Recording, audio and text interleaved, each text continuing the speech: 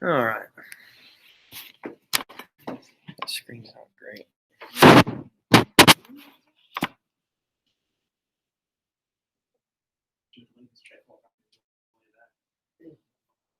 That's better.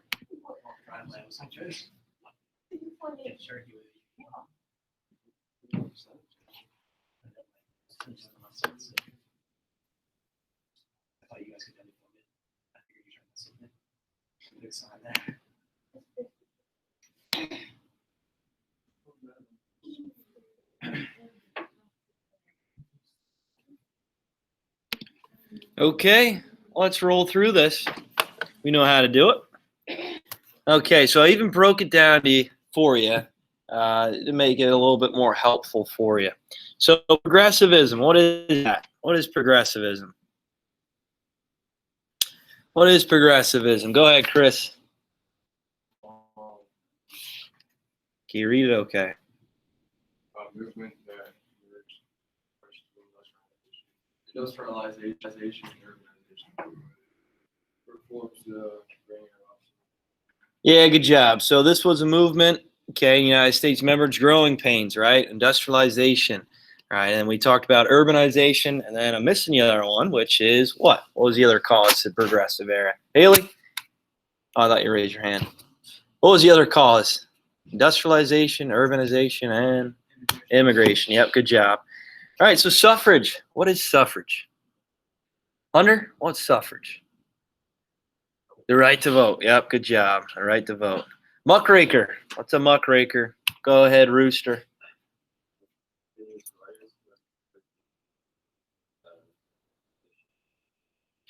Yeah, good job. So muckraker, writers who uncovered misconduct and politicians and business people. Good job. Americanization. Americanization. Did you guys get the emails back? Yeah, how do I open it? Well, you open it. Oh, click under the numbers. Oh, found it. Oh, okay, you guys got it? Good. All right, okay. Yeah, that's weird. I don't know why it does that. I remember that from last year. Americanization. What is Americanization? Chase, what do you have? The idea that foreign people Yeah, good job. So immigrants that are coming to the United States, all right, that they will form to the societal changes in the U.S., right? Okay, they're going to be watching baseball, eating hot dogs, and drinking some beer. No, I'm just kidding. But Americanization, okay, good job. So even the Great Migration, right? These African Americans that are moving north, they need to conform to society, and these people from rural areas that are moving from the countryside to the cities, they need to form to this modernist view, this faster pace of life. All right, good. 19th Amendment. What do we got? 19th Amendment. Ethan, what do we have? You got it. Good job. 19th Amendment is the amendment that gave the women the right to vote. All right. Next section here. So direct primary. What do you have? Direct primary. Colin.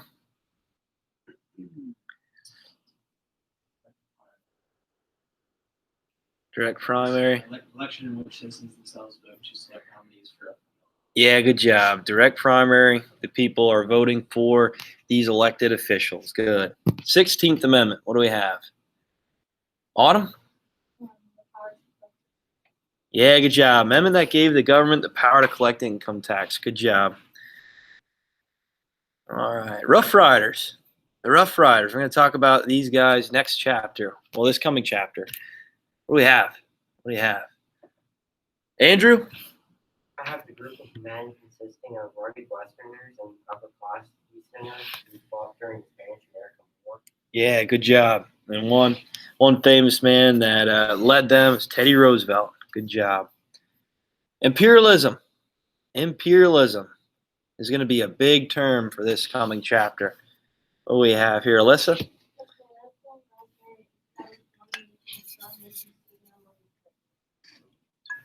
Good job. Good job. So we'll talk about that this coming chapter. Social Darwinism, another big term that you need to know. Social Darwinism. Like I said, these chapters all go together. That's why I included it in chapter 1. Haley? Yeah, you.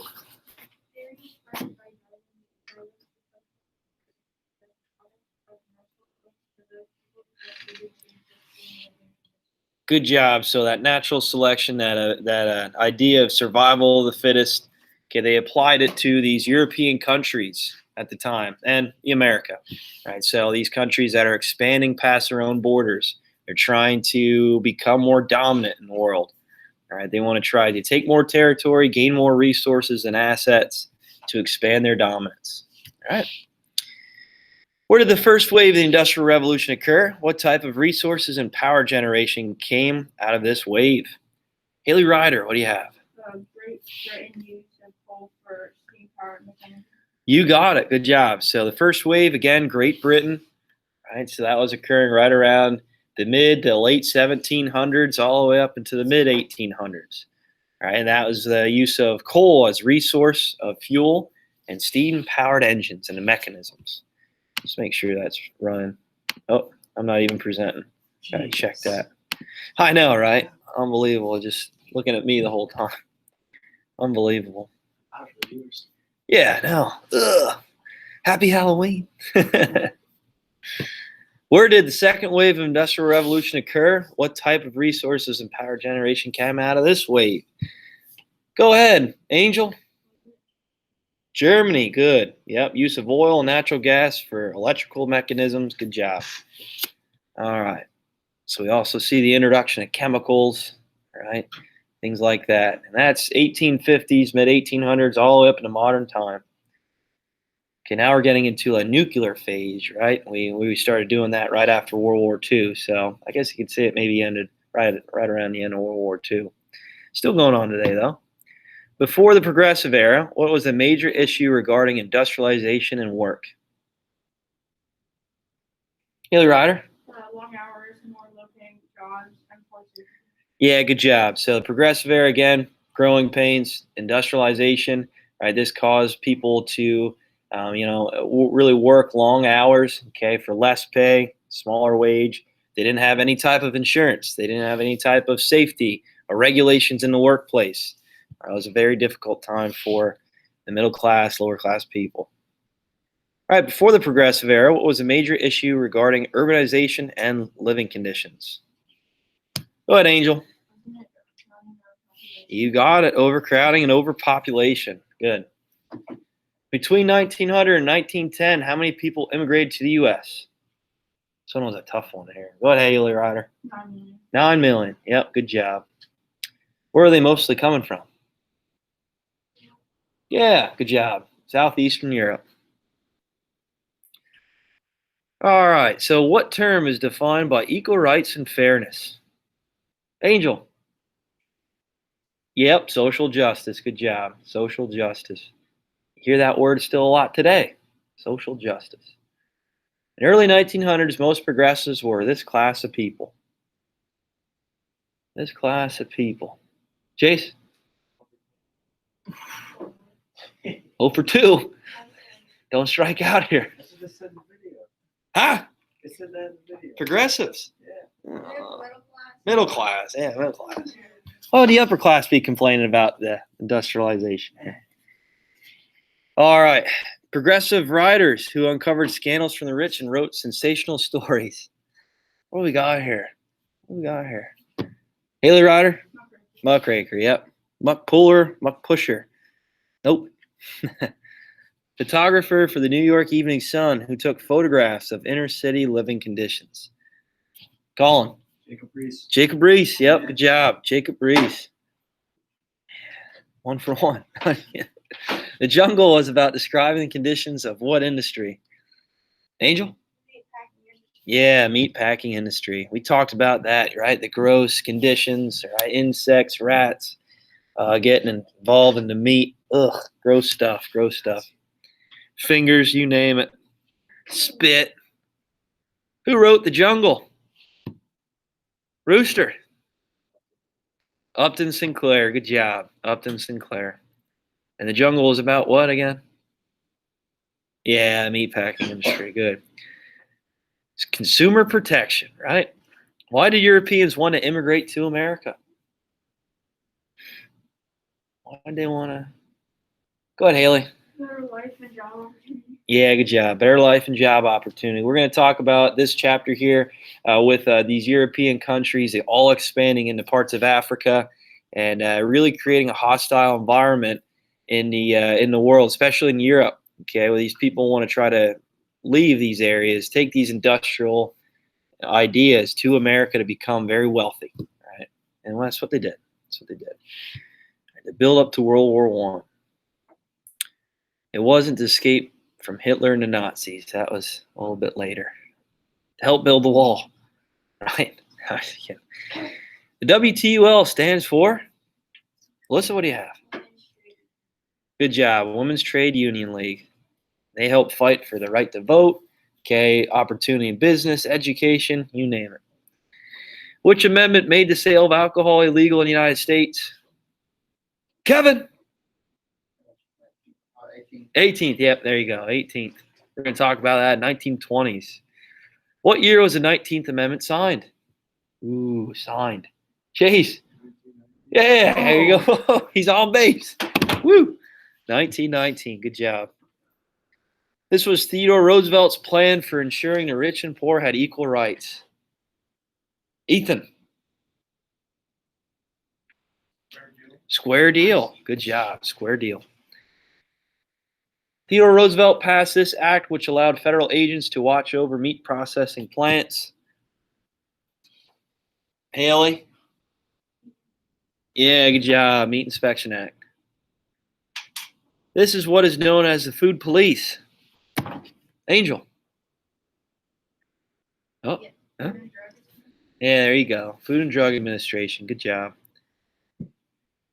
This act allowed the government to choose how water was distributed, in which they built dams and generated power. Haley Rotter. National Reclamation Act. Yeah, good job. National Reclamation Act. I like your slippers. They're pretty cool. What was the main goal of the National American Women's Suffrage Association after Congress refused to pass the women's suffrage? What do we have here? What do we have? Haley Rotter? Ask state governments to pass women's suffrage. Yeah, good job. So if all the states are coming together and trying to unite on this certain topic, this certain form of legislation, then sooner or later the national government will have to cave in, right? Okay, good. All right, industrial giants here. So what created this progressive era, right? What created industrialization in America? Andrew Carnegie. Who wants to say description? Chris?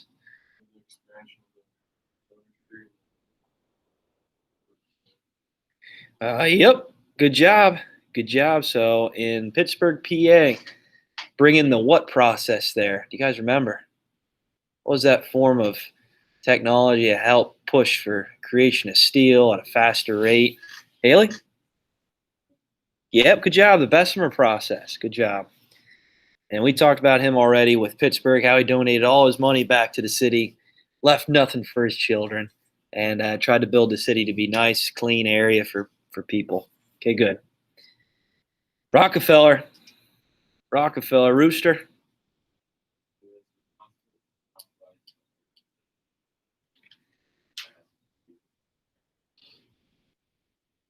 Good job. So created Standard Oil, right, and creating this industrial monopoly, this trust of oil production, okay, oil transportation, you name it, okay, in the United States. Good.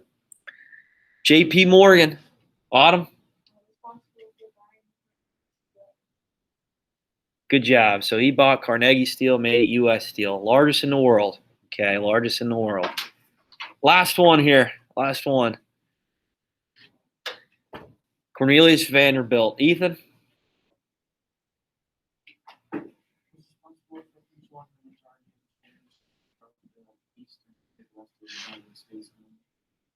You got it. Good job. So transportation, okay, connecting to the Midwest, the East Coast, and trying to inspire more industrialization, expanding out into the West. Good. Look at that, Connect Four, right? Connect Four. They're not always going to be like that, but you never know. Never know. Okay, here we go. Progressives. W.E.B. Du Bois. Oh, man. Du Bois. Oh, that's- Alyssa?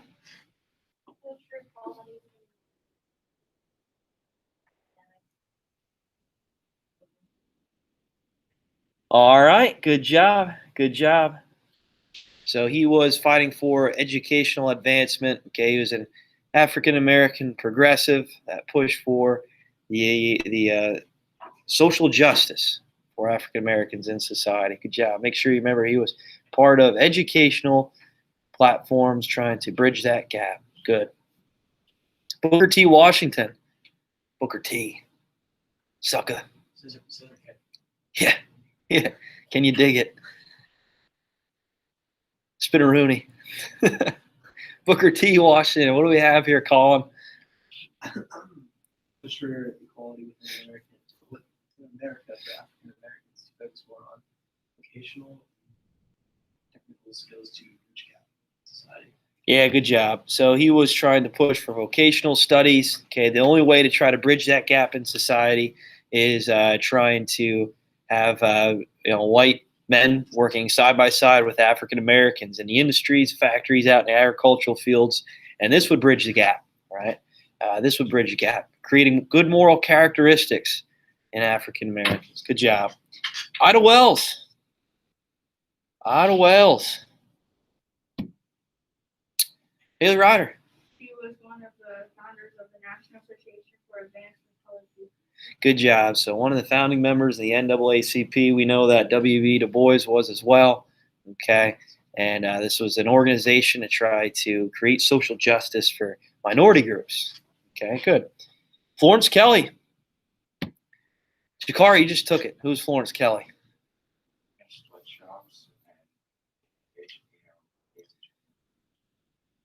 Good job. So she was an all-around great progressive. She was trying to fight for, child labor law. She's trying to fight for women's rights and opportunities in the United States, and she was also trying to fight for just, it's just common ground in the workplace. So 8-hour days, minimum wage. Try to help support people in the U.S. Good. Last one, Teddy Roosevelt. Andrew. American statesman, politician, conservationist, naturalist, and writer who served as the 26th president of the United States from 1901 to 1909. Nice job, Andrew. I like the denim suit today. Looks sweet. Good job. Okay, describe the 3 C's of the Roosevelt Square Deal. How did this program aim to improve America? So 3 C's. Andrew, might as well just give me one of them here. Consumer protection. Good job, consumer protection. So Meat Inspection Act, Food and Drug Administration, right? We got these ideas from the Jungle, Upton Sinclair. So consumer protection. Good job. What's another one, Jakari? Control corporations. Good job. Make sure these monopolies aren't buying up the smaller industries, these smaller businesses. Good. And we want to try to give an opportunity for the smaller man, right? The middle class man. Last one here. Kevin, you don't know it? Oh, okay. Rooster. Conservation. Yep, conservation. We want to try to preserve America's natural beauty, create national, wildlife parks. Okay, try to create areas where people can learn of battlefields throughout the United States during the Revolutionary War, Civil War. Okay, War of 1812, things like that. Good. Describe the 3 main problems before the Progressive Era. So one of them, Chris, I really pushed for it all. Starts with an I. Yeah, industrialization. Good job. Industrialization. Okay, as America's expanding into this developing country, we still have some issues and problems in the United States, okay, with poor work standards, okay, safety regulations, you name it. Good. All right, this leads to another cause, which was what, Ethan? Do you remember? Yep, urbanization. Good job. Overcrowding, living conditions. All right, so with industrialization, people are moving to these industrial cities, And with that causes urbanization. People are overcrowding. Chris? Immigration. Yep, good job. Last one. So people leaving Europe, okay, even parts of Asia on the western coast to try to escape some of the problems that they're facing in their country for better opportunity in America. Good. Finally, last one. Describe women before and after the Progressive Era. Answer both parts for full credit. Autumn, what do you have? Before the Progressive Era, they were uneducated and unable to vote and had jobs that they could vote. Yep, good job. Good job. So without they have low paying jobs, okay. Well, then before the Progressive Era, they didn't really have any job. They're housewives, okay. And they're restricted to just performing tasks in the house, okay. Education, they didn't have anything. They didn't have a say in government, okay. They didn't have the opportunity to work in business. Right after the Progressive Era, opportunity, business, education, and the right to vote. If you didn't have the right to vote, you lost a point. Okay, that was the biggest one. That was the biggest one. Okay, the 19th Amendment. All right, is there any questions on that, guys? We're good. Shikari, I'll have yours graded here soon, okay? Just need to get that done. All right, just let me get to the pre-test now. So that's on Google Classroom for you. It's under Wednesday, 9/23/20. I'd like you to go over the pre-test. I'll give you what, 4 or 5 minutes to do that. There it is. Take your time with it. Do your best. And we will go over it.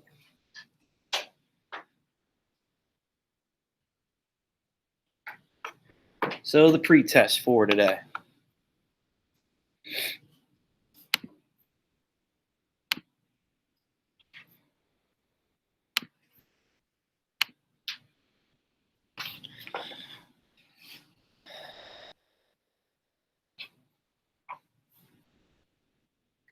Give you a couple minutes to do that.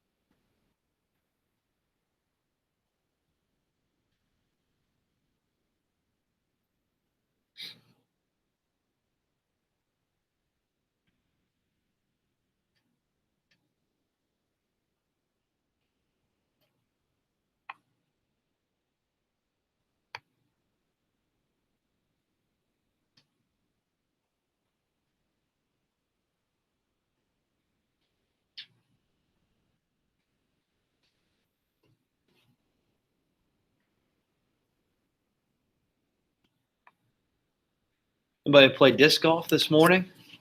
For intramurals? No? I want to know how that was, just because I feel like it was a little cold out. I play Tuesday. Oh, do you? You're going to have to let me know how it is. Practice this weekend. Actually, I think I might be.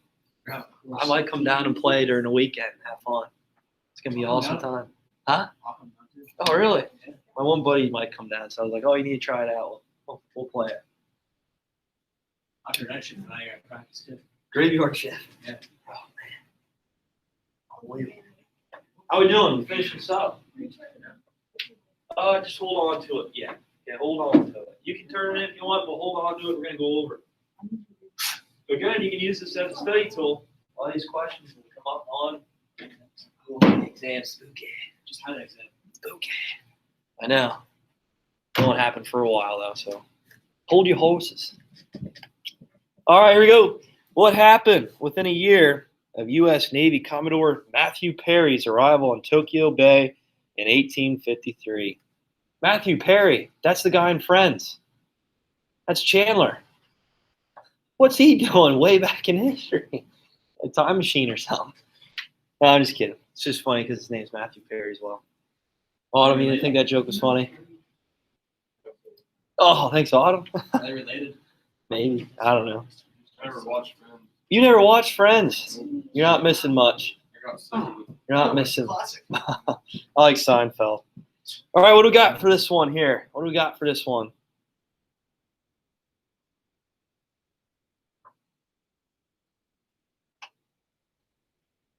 Colin, we have Can't be. B. Yeah. What? Close. You're close. Haley? Is it A? Nope. See, C. You got it. Good job. You got it. So the United States comes in with their gunboats, these big, huge naval ships that Japan's never seen before. This is 1853. So again, like I said, we're going back in time a little bit, but this is to show that all this information, all these chapters going together, they kind of all fold together, these first three. Heck, even four, 1920s, right? So Matthew Perry, gunboat diplomacy, that's what that's called, okay? He takes these huge naval ships over to Japan because Japan closed themselves off from the rest of the world since the 1400s. Holy cats, what are they doing over there? I don't know, samurai fighting, right? I don't know. Ninja. No, I'm just kidding. Yeah, Cobra Kai. Yeah, Cobra Kai. No, so they close themselves off. The United States comes over these huge naval ships that Japan's never really seen before. The huge armor, the cannons on them, you name it. And Japan's like, whoa, calm down. Calm down. Put those guns away. We'll open up trade with you. And this is the first time we see Japan opening up trade since literally the age of exploration, the mid-1400s. So almost 400 years, no one has been in contact with the Japanese. And even trade-off with this would be that Japan would take some of these new Western ideas, these new modern ideas that America has to offer. And guess what Japan does with that? Expands on it. So they become an industrial society. They become a militarized society. And guess who we fight in World War II? Japan. Oh, Japan. So I guess you could say we created our own enemy way back in the 1850s, if you believe it. 2, Queen Liquiani. Liquiani was overthrown and Hawaii was annexed in what day? What year? What year, Chris? D, What's that? D, D. You were wrong, my friend. Kevin? A. A? No. Chris? B. B, you got it. You got it. 1893. 1893. So we'll talk about this age of imperialism, okay, age of expansion for the United States. All right, our main goal is to try to set up military bases, okay, places where we can extract resources all the way out in the Pacific Ocean. If we can try to connect these military bases to these Asian markets, we're going to become a stronger society. Okay, we can set up a force shield, I guess you could say, like a shield to try to protect ourselves from any type of attacks on our mainland. Okay, that's the goal. And at the same time, we're claiming resources, assets, you name it. Okay, next one, 3. Why did U.S. Navy Commodore George Dewey lead an attack on ships in Manila Bay during the Spanish-American War? Manila Bay is over in the Philippines. Philippines are right over here. What the heck are we doing all the way over here? Ethan, go ahead. A, Manila Bay was ruled by Spain and the ships belonged to the Spanish. You got it. Good job. You got it. So Spain controlled these islands. In the 1890s, the United States had to come in. You remember the Monroe Doctrine. You want to try to eliminate these Western powers, these European powers, out of the Western Hemisphere. Okay? That's the goal. 4, volunteer cavalry unit in the Spanish-American War was called Andrew. B, the Rifles. Rough Riders. Yep, good job. Good job. 5. When the United States grant independence to the Philippines? So 1898, the United States acquired this land after the Spanish-American War. What year did we give it up and say, hey, you guys can have your independence? Ethan? See? 1941? Nope. You're close. You are close, my friend. Jakari? 1946. Good job. Why 1946? I have no idea. What was that right after? 1947. JFK's association. JFK. 1945. What ended in 1945? World World War II. You got it. World War II. World War II. Okay. So right at the end of World War II, the United States and many European countries gave up their territorial possessions all across the world. And the reason for that is because they need to focus on themselves. They need to rebuild. Okay. They need to rebuild. And this is how we can see these modern countries being formed. All right. 6. This one is a tricky one. Really, I mean, it could be all of them. Which country wanted open trade with China? You could say all of them, but more in particular, who am I looking at? Chris? Oh, he's always thinking. You're not wrong. You're not wrong. But They did. yeah, in the 1850s and the 1900s, who wanted an open door policy? Jakari? I said bus. United States, yeah. It's really all of them, but the United States in particular is what we're talking about during this time period with the open door policy. Okay. Once the United States opened trade with Japan, this was a way that we could set a military base here, give them industrialization, give them modernized views, and really connect to China. Okay. Gain these resources that China has. What gave the United States the right to preserve order in Cuba? Order in Cuba. So this will last all the way up until 1963. Cuban Missile Crisis. Kevin. C, the Platt Amendment. You got it, man. Good job. Good job. The Platt Amendment. So this allowed the U.S. to really have Cuba as a puppet, control them as a puppet. They really had it as a military base. They had it as a prison for terrorist organizations from the Middle East. They used it as a way of extracting resources, creating oil refineries, you name it. 8, President Roosevelt sent troops to support Panamanian rebels in the fight against Colombia so that this was very, very, well, this wasn't really nice of him to do. But, hey, United States, we're the best. We got to do this. Chase? C, the U.S. could build a canal in Panama at a lower price. You got it. So this was actually controlled by Colombia, but the U.S., to try to avoid the perception that they're just going in and taking over, they thought, well, if we aid these rebels with these new advancements and military equipment and help them out a little bit, then we'll show that, you know what, it wasn't all us. We're just leading an uprising, a rebellion for democracy, right? No, we just wanted to build a canal there. We just want to control trade in the Western Hemisphere. That's the real reason. Oh, United States, why would you do that? You're better than that. You just have to ask him. What's that? You just have to ask him. I might have to create another podcast, right? Just dig them up and ask them about it. Okay, here we go. 2 terms, just 2. Imperialism and extractive economies. Imperialism and extractive economies. Haley, you have it. You know it. Oh. What's that? What's the name of the document? Emerging world powers. So this chapter 2, emerging world powers.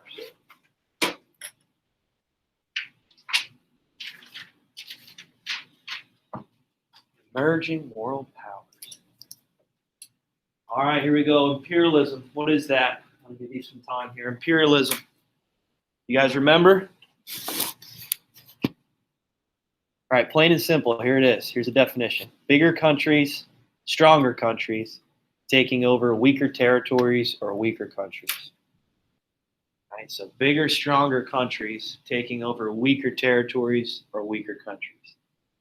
The reason for that is for political gain, economic gain, set up military bases there, extract resources, expand your sphere of influence. Remember how I relate it? When I was younger, my brother, he's 6'2", he's a big guy. Whenever I was playing Xbox or eating any type of snack, he would come in and say, hey, I want that. I'd be like, nope, you ain't getting it. It's my time to play Xbox. So he comes in because he's bigger, grabs me, throws me aside, lays a couple on me, takes the controller, takes the snack I'm eating, and he has it. And why could he do that? Because he's bigger and stronger. How did you get so then. short? You got so I don't know. weird. Oh, crap. It's unbelievable.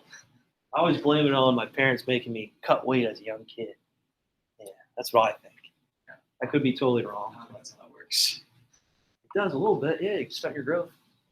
You're not getting the proper nutrition, man. Look how tall I am. Huh? Look how tall I am. Yeah, right. Angel, what's up? Can you repeat the definition again? Bigger, stronger countries taking over weaker territories or weaker countries. Where are you, like, 5'7"? 5'7", yeah, on a good day. But now, I tell you, I throw him around. No problem. No problem. Headlock, give him a noogie. Take his stuff. Extractive economies. What do we have? Extractive economies. What is it, Ethan? You know it. Oh, I thought you had it. I thought you were closing up shop today. Extractive economies just means this bigger country, because of imperialism, and this country's going in and taking the resources. Okay? And with these resources, they're taking it back to their factories, their industrialized society. So taking the resources from a smaller, weaker territory, weaker country, and using these resources to build finalized goods in their industrial centers. So Great Britain at the time, they controlled over 70% of the world territory at one time. And we know Great Britain as being a small island. The reason why they need to expand is because they're limited to resources. They're limited to things that they have. They need to expand. They need to move out. All right, there you go. See you guys later. Have a good one.